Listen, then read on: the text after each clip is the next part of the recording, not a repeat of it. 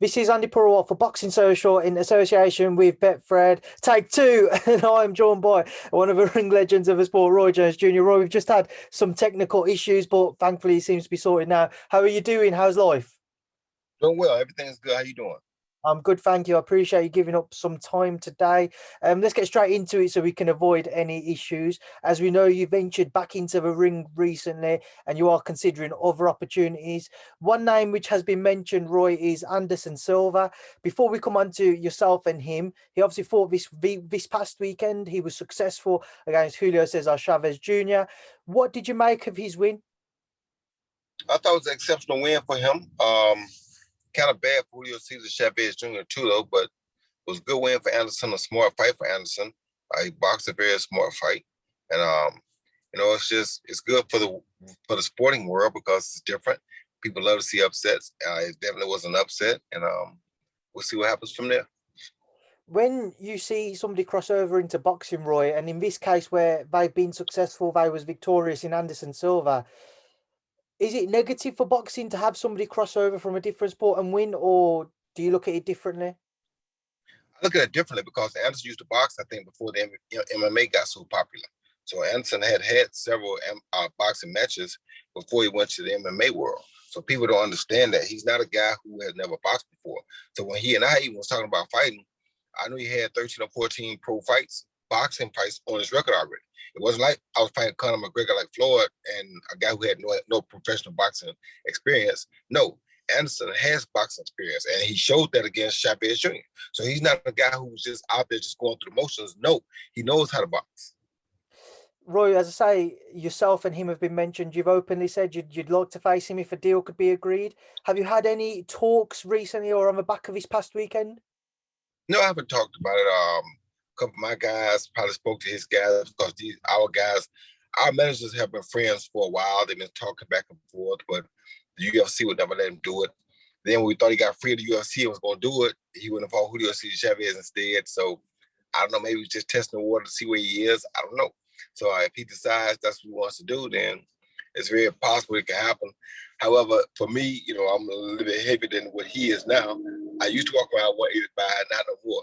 I'm way bigger than 185 now. I was 210 against Tyson. So it's like I might not be making 185 no more, So we'll see what happens. Roy, there's a few names which you've been linked with. Another one of those is Carl Froch, somebody who certainly the UK shores know very well. You've had a few exchanges in interviews going back and forwards. Where's this kind of rivalry stemmed from, Roy? No, it's not really a rivalry. It's just that he had said something about Joe Calzaghe because he and Joe Calzaghe have a rivalry. And somebody brought it to me with just the part that he said about me. They didn't tell me what it was in relation to. So when I met Carl, I was kind of, if you feel like that, then come on, show me how you feel. But then he explained to me, no. I said that in regards to when you fought Joe Calzaghe, you were just a shell of yourself. You wasn't what people knew you as to be as Roy Jones Jr. I said, oh, so I was misled. So I had to apologize and leave it alone. So, but if it was a possibility for us still to do a exhibition, I'm sure we would both not turn it down if the money was right. I mean, he did sell a lot of 80,000, I think, in Wembley over there. So, I mean, it's like if he can sell that many people at Wembley and they want to see it, I mean, with the state of boxing today, people not getting the fights they want. I'm sure they'll take what they can get. So it's like that's one of those fights that it's not in our prime, no, and it's not like that, but it's still a fight people would love to see because it's two guys that really know how to box that will go ahead and share the ring. And those are fights that in our prime, that would have been a big name fight. So people love those fights, like with me and Mike Tyson. In our prime, that would have been a big name fight. So people do take interest and pay to see those type of activities. So actually they're paying to see, even the YouTubers fight, like what happened with Logan Paul and Floyd Mayweather. So they're even paying to see that because they're so hungry for decent boxing, for decent fights. So anything that gives them an opportunity to cheer for both sides, they want it. Because with this pandemic and stuff going on, it makes it hard for people. Roy, just to stick with Carl, this fight, would you look to kind of advance any talks at all? I remember when I spoke to him on the Canelo Saunders fight week, he actually said he'd received an offer and he was going to look into it. For you yourself, is it something you'd seriously contemplate, or you've had any talks about? Yeah, I had talked with Tough Boxing about it, and they still were trying to do it, but then I think your country got shut down again, so it kind of keeps throwing it back and back, and it's almost to a point where you almost get, me, I've been in boxing so long that once I get tired of hearing something, I kind of walk away from it. So it's like I'm at the point where I'm almost tired of hearing it now, because if it ain't meant to happen, it's just not meant to happen. And when everything keeps coming up, sometimes things like they're just not meant to happen. So I don't really sit around and wait for people to say, "Oh, we're gonna do it." No, I don't really want to hear that anymore, because I've been hearing that for 6 months. So it's like it's kind of hard now.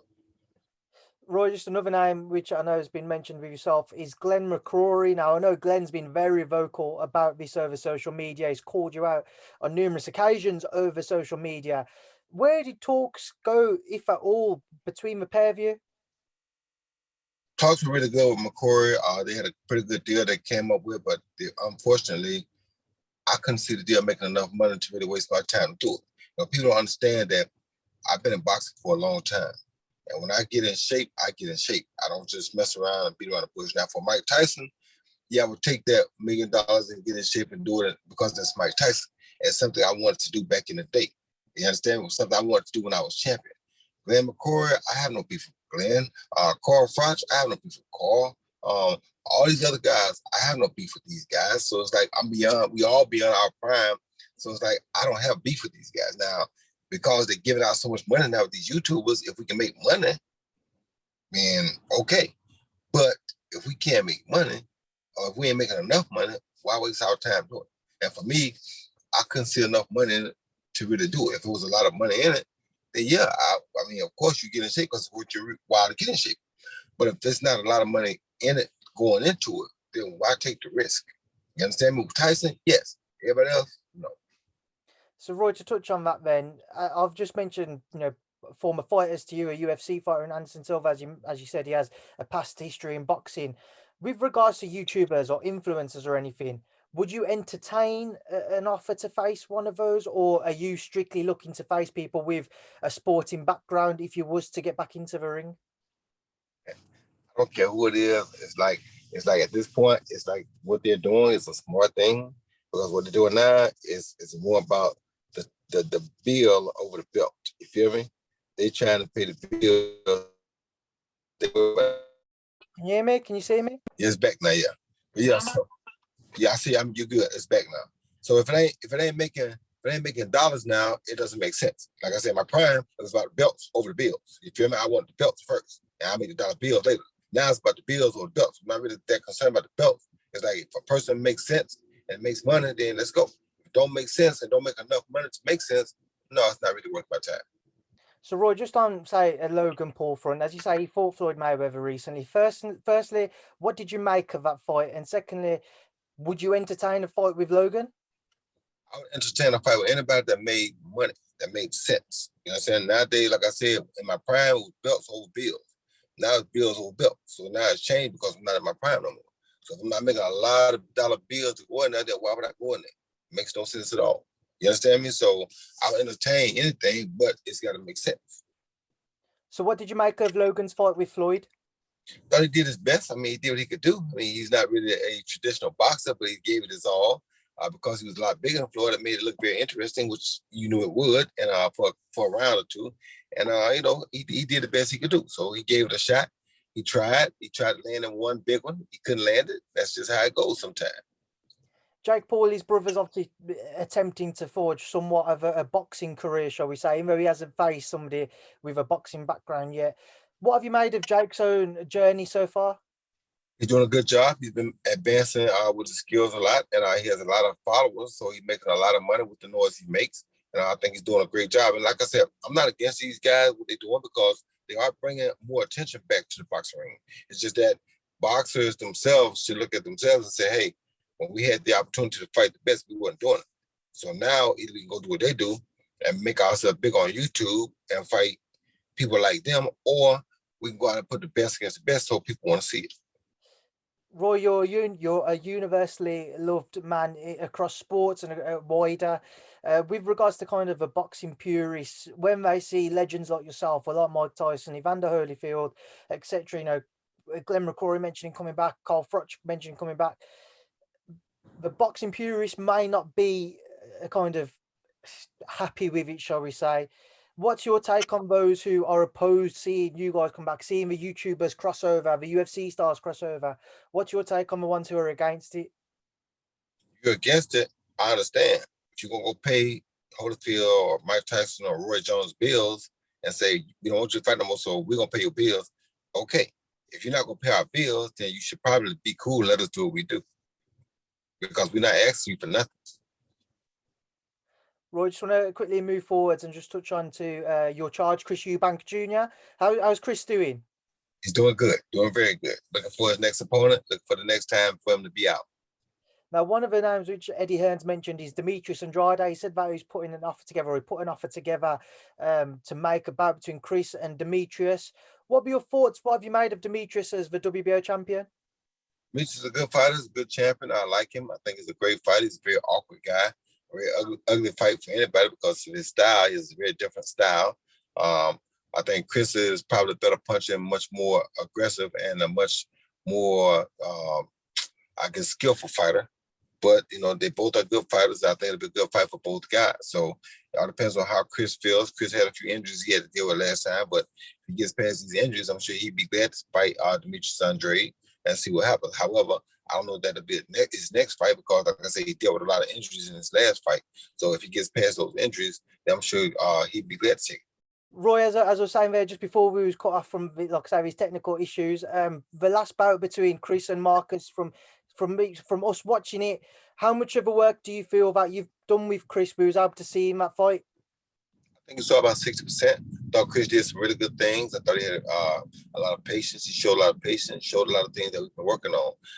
I just like that he did so many good things, and I would love to see him get one more tune-up fight to see him do it again, just to make sure he has it down pat. I know Eddie Hearn, everybody wants him to fight Demetrius Andrade right away, which is a good fight for him. And Chris probably would, without the injuries, definitely going to beat Andrade, but right now he also has a lot of injuries that he's nursing. So I wanted him to get one more fight, doing what I like doing, like I saw against Morrison, and to get over the injuries. Then I don't care who he fight. In that fight, Marcus Morrison, a very, very tough man, as he showed. But there seems to be, if there was opportunities, or if Chris wanted to, he could have stopped the fight. He could have forced the stoppage. Was it the intention to go the distance? Is that why we maybe never saw Chris fully go out? Yes, the intention was not necessarily to go the distance, but get rounds in and work on the things that we've been working on. Don't go out and just beat old Chris Eubank. That does us no good. We got a great job. I think he showed about 60%. I like to see him have another tune-up because I like to see him work a little bit more at what he does. However, he did a great job against Marcus, and barring his injuries, if he's not injured, he'll fight anybody. Just moving forward once again, Roy, just for the other champions, Gennady Golovkin, Jamal Charlo fought and was successful this weekend. What do you make of those guys, and how do you think, from what you've seen of Chris, he would fare against either of those? Chris will fare well against anybody because Chris is a new Chris now. And with Chris being a new Chris, I'm thinking Chris had the skill, the speed, the power to deal with anybody. So I think Chris will fare well with anybody right now. When we met Roy, where we first kind of did our first interview, it was Canelo Saunders fight week. Never had a chance to catch up on the fight. So I just wanted to go back to that, get your thoughts on Canelo's win. Oh, Canelo did a great job of being smart and knowing how to seize the momentum when it was time to seize the momentum, because at that point in the fight, Billy Joe had kind of seized a little bit of the momentum. I think I said right around before that Canelo needs to do something big, and it may have even been in that round, but I said Canelo needs to do something big to get a momentum shift, and he landed the right uppercut. That did it. So he did exactly what I called for. He had to do something big to seize the momentum, or it would have been a little bit longer night for him. Canelo Caleb Plant seems to be in the works. Next up, Roy, for undisputed bout at 168. What are your thoughts? Do you think Caleb can be the man to defeat Canelo? He could, but I don't think he will. But he could be, because Caleb's not a bad fight himself. Just that I think he doesn't have the experience that Canelo has. And the experience factor is a big thing. So when you don't have the experience of a Canelo Alvarez who's been fighting professionally since he was 15 years old, it's kind of hard to beat that. You know what I'm saying? So unless you've been in there with a lot of top-notch guys for your whole life, which I doubt Caleb has, It's gonna be tough. Caleb is a good fighter. I like Caleb. Don't get it wrong, but I just think it's a tough fight for him. Roy, I've got to ask, as a former champion yourself, for a super middleweight, former obviously multi-weight world champion, if you'd have fought Canelo prime for prime, how do you think you'd have fared? How would a fight between the pair of you played out? Probably it would have been similar to the Floyd Mayweather fight because he tried to box Floyd, and you can't outbox a boxer. And I think I was a better boxer than him and Floyd. So it's like, how you gonna beat me if you boxing me and I am a boxer? You feel me? So it's like, if you box the boxer, you're gonna lose. He lost to Floyd, who's not even, in my opinion, as good a boxer as I am in my prime. So I just can't see it. Not that Floyd is not a great boxer. Don't get me wrong. I'm not saying either. I just think I had a few more attributes in my prime than he did. So if you couldn't beat Floyd, I don't think he could have beat me in my prime either. Roy, just a couple more before I let you go, because I'm worried about losing connection again. When we last spoke, there was a lot of talk about Tyson Fury, Anthony Joshua for Undisputed Bout. That will not be happening now. Instead, we'll see a Fury Wilder trilogy. What are your thoughts on how it all unfolded and the fact we will see a trilogy bout? Do you expect anything different? It'd be a tough fight for Wilder again. He could have shot, like I said, he always have a chance because he has knockout power. But if you look at the two fights they've had already, I think Tyson Fury won 2/3 of those rounds. You know what I mean? So it's like, if they fought 19 rounds, I think Tyson Fury probably won 15 of them. So with that being said, it's kind of hard for me to see that he's going to outbox Tyson Fury. But now, if he lands a big shot like he landed in that 9th, I think, and 12th, but I know the 12th round for sure, it'll be, can Tyson keep getting up? So it all depends on which Fury show, which Wilder shows up, but I would lean toward Fury again. I remember seeing yourself and Tyson have a little kind of exchange of words again in Texas at the Canelo Saunders Hotel. What did you say to him? I told you 4 or 5 years ago that to clean up your act, you could beat all these guys. And he said, and look what I've done. I clean up my act, and look where I'm at now. I'm on top of the heavyweight division. He said, I've done exactly what you said. I said, you did right. And we laughed about it. Because 4 or 5 years ago, I told him that. I said, listen, I know you're down and out right now, but if you clean up your act, you can beat all those guys because you're a smarter boxer. And he is. So, and that's what happened. So then the other fight I just want to get your thoughts on then is AJ Usyk. It seems to be close, seems to be spoken about as if it is close. Your thoughts, Anthony Joshua, Alexander Usyk? That's a very good fight for both of those guys. I love that fight, and I love both fighters. So I'm looking forward to seeing it because it'll be, can Usyk outbox him and stay away from him, or can Joshua be smart enough to land that power shot? You understand? It's just what it is, the classic boxer against a classic puncher, and we'll see what happens. Right, Roy, just before I let you go, I'd love a final word from yourself for all of your fans, your followers, your supporters from around the world. Take it away, just a final message. I want to thank everybody for supporting me throughout my life, throughout my boxing life, throughout my boxing career. I've had a great career, thank by the grace of God. I thank everybody for always being there and just paying attention and showing homage and showing me respect. And I hope I did everything that I could to improve the game of boxing while I was at my peak. And I hope I can continue to give back to boxing to help boxing continue to go upward. And like I said, once again, I want to thank you and let you know that by the grace of God, because I didn't do all the things that I did, by the grace of God, I was nothing. Roy, it's a pleasure to talk to you once again. I'll keep in touch. Stay safe, and I'll see you again soon. Thank you for speaking to Boxing Social. Thank you, my brother.